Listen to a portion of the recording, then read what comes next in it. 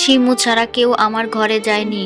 ও TV দেখছিল বিছানায় বসে, তার পাশে টাকা রাখা ছিল পুরো 500 টাকা।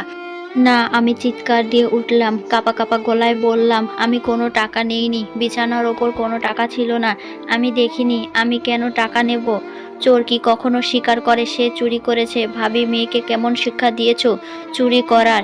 টিভি দেখার সুতায় আগে অনেক ছোটখাটো জিনিস নিয়ে আসতো, ছোটখাটো জিনিস ভেবে চিন্তা করতাম না, কিন্তু চিন্তা দেখানো উচিত ছিল।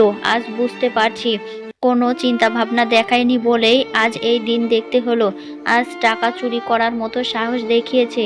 কাকির এসব কথায় মা রাগ নিয়ে আমার দিকে তাকায়, কঠিন গলায় বলে, তুই টাকা নিয়েছিস? না মা, আমি কোনো টাকা নেইনি। আমি চোর নই। আমি রাস্তায় পড়ে থাকা জিনিসও কখনো ধরি না। সেখানে কাকির টাকা? অসম্ভব। আমার কথা শুনে কাকি আমার গালে একটা থাপ্পড় বসিয়ে দিল, অনেকটা জোরে। আমি জানি টাকা তুই নিয়েছিস, তুই নিয়েছিস, তুই ছাড়া কেউ যায়নি আমার ঘরে। কাকির এসব কথায় মা শান্ত গলায় বলে, ভাবি ঘরে কোথাও টাকা পড়ে গিয়েছে, একটু খুঁজে দেখেন। শিমু এমন করার মেয়ে না, আপনি একটু ভালোভাবে খুঁজে দেখুন। তন্ন তন্ন করে খুঁজেছি ভাবি, ঘরে না খুঁজে কি আমি পরকে দোষী করতে এসেছি?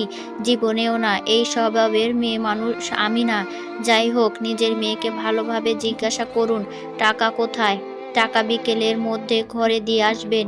এটা বলে চাচি চলে গেলেন। মা আমার দিকে রাগী চোখে তাকায়। আমি ইতিমধ্যে কান্না করে দিয়েছি। না মা, আমি কাকির টাকা নেইনি।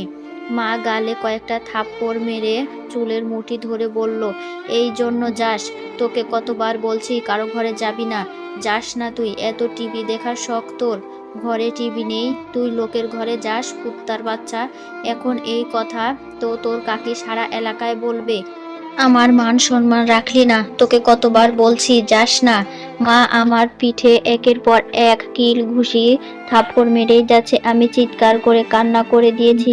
আমি কান্নারত অবস্থায় বলছি, মা আমি টাকা নেইনি, আমি কোনো টাকা নেইনি। টাকা নিসনি? তবে ওই ঘরে মরতে গিয়েছিলি কেন? এখন চোর বদনাম শুনছিস? মরতে গিয়েছিস কেন? মায়ের কথা অনেকটা রাগের সঙ্গে কষ্টও দেখা যাচ্ছে। কষ্ট দেখা যাবেই না কেন? মায়ের সামনে মেয়েকে বলছে চোরের বাচ্চা চোর, কথাটি অনেক যন্ত্রণাদায়ক ছিল, তবে ছোট মানুষ সেটা উপলব্ধি করতে পারেনি। তাই তো আমি মাকে বিশ্বাস না করে মারছে ভেবে কষ্টে কান্নায় ভেঙে পড়ি। কিন্তু সেই দিন আমার জন্য আরো অনেক বড় কিছু অপেক্ষা করছিল। এটা একটি বাস্তব ঘটনা। ছোটবেলায় অনেকের সাথে এমন ঘটনা ঘটেছে। যদি এই পর্বটি ভালো লাগে তাহলে দ্বিতীয় পর্ব নিয়ে আসবো আপনাদের জন্য খুব শীঘ্রই। তবে এই ভিডিও যদি ভালো লাগে অবশ্যই ভিডিওতে একটা লাইক আর একটা সাবস্ক্রাইব করবেন যদি ইউটিউব থেকে দেখেন, আর টিকটক থেকে দেখলে অবশ্যই ফলো করবেন। আর যদি পরের পার্ট দেখতে চান অবশ্যই কমেন্ট করে জানাবেন প্লিজ।